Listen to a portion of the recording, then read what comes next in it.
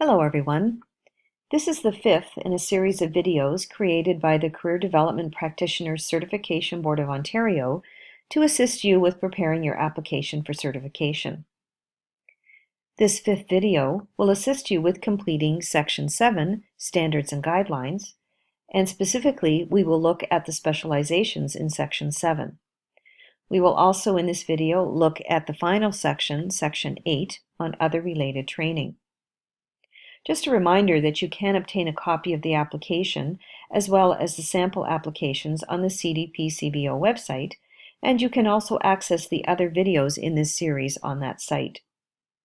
You may find it helpful to have an updated resume or curriculum vitae along with any current or previous job descriptions to complete this portion of the application. In the previous video, we addressed how to fill in Section 7 in writing about the 4 core competencies from the Canadian Standards and Guidelines. Now we will finish this section by looking at the specializations. There are 6 specializations that you can write about in Section 7. Assessment, facilitated individual and group learning, career counseling, information and resource management, work development, and community capacity building.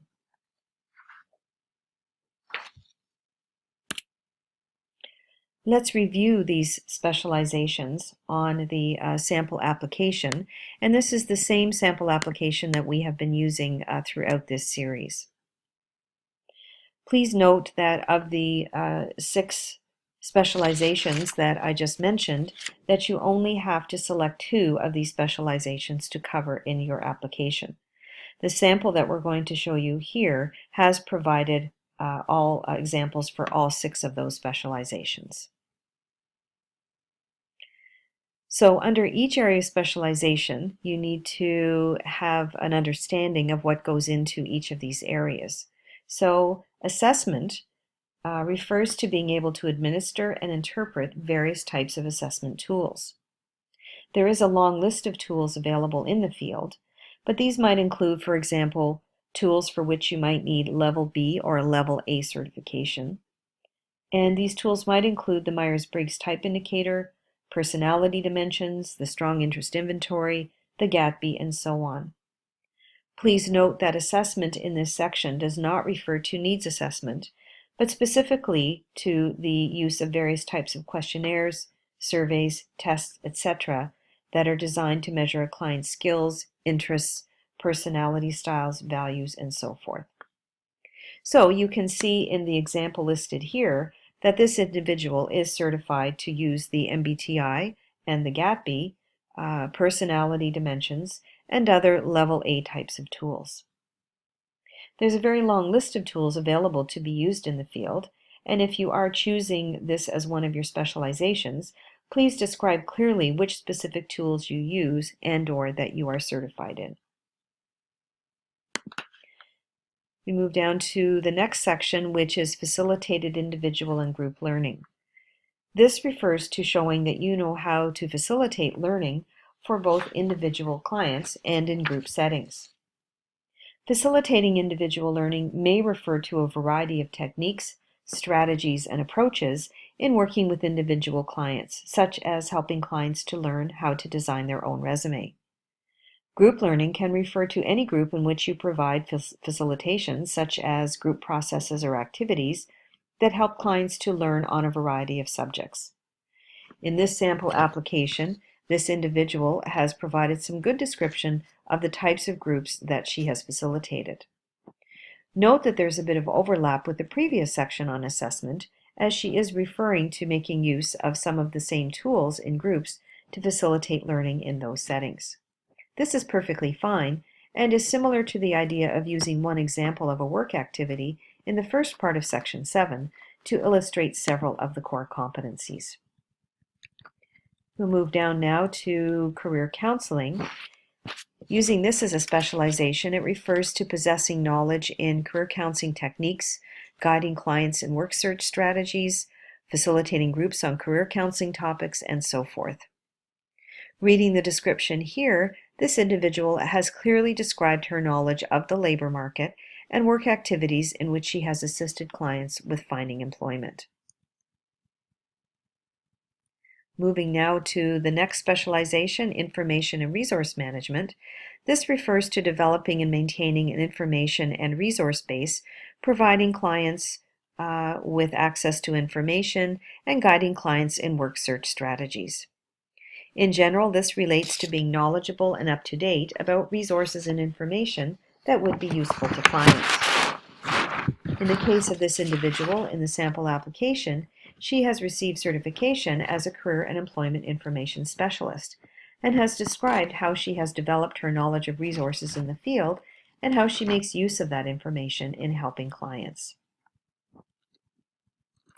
Moving to the specialization of work development, this refers to developing work opportunities for clients and guiding them in work search strategies.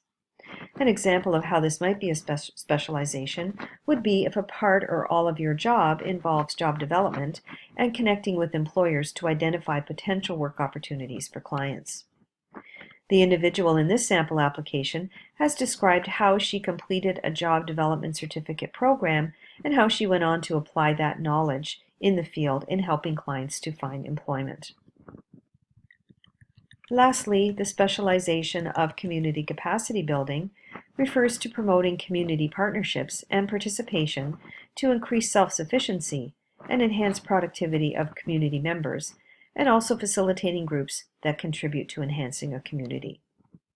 On the sample application, this individual has described how she organized a job fair for a particular community to support and enhance employment of the community members, as well as access to other services. As noted previously, for the purpose of the application, you will describe how your skills and experience meet only 2 of these 6 areas of specialization. We provided examples in all 6 of these areas on this sample application just to give you some ideas of how you might do it. Please do not select more than 2 areas of specialization, as we will only look at the first 2 that you list when reviewing your application. So what you will want to do is to read the brief descriptions given at the beginning of each section describing each specialization and select the 2 that you would like to use in your application. And I'm just going to scroll back up to the first one because I want to show you the columns again. In the previous video, we showed you a chart at the beginning of each core competency with additional columns TWO for training, work, and other. You will see these columns at the beginning of each section for the specializations as well. And you will just check them off just as you did for the core competencies. Please note that it is not sufficient to simply say, "See attached resume." We do need you to identify and describe what skills and experience you have developed that specifically meet each specialization. And if you put any check marks under the training category, you will then list those specific certificates or training courses in the next section, Section 8, which we will review in just a moment. So that's it for Section 7, Standards and Guidelines, Core Competencies, and Specializations. Let's look now at the final section, Section 8, on other related training. This section is only required if you choose to check training to support a competency or specialization in Section 7, or if you have claimed additional training and professional development in addition to your main education in order to meet the certification categories.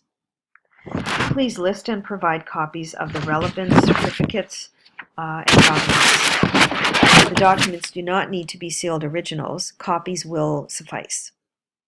If you look at the sample application here, you can see this individual has listed 5 different training courses, how many hours each course involved, the organization that delivered this training, and the date. She's also indicated that the certificates are attached to verify the completion of these courses. Once you have completed this section, you need only to read and sign the Statement of Understanding on the final page. You are now finished your application, and you can submit it with payment as outlined on pages 3 and 4 of the application. Congratulations on reaching this important milestone. And if you'll just give me a moment to go back to my slides.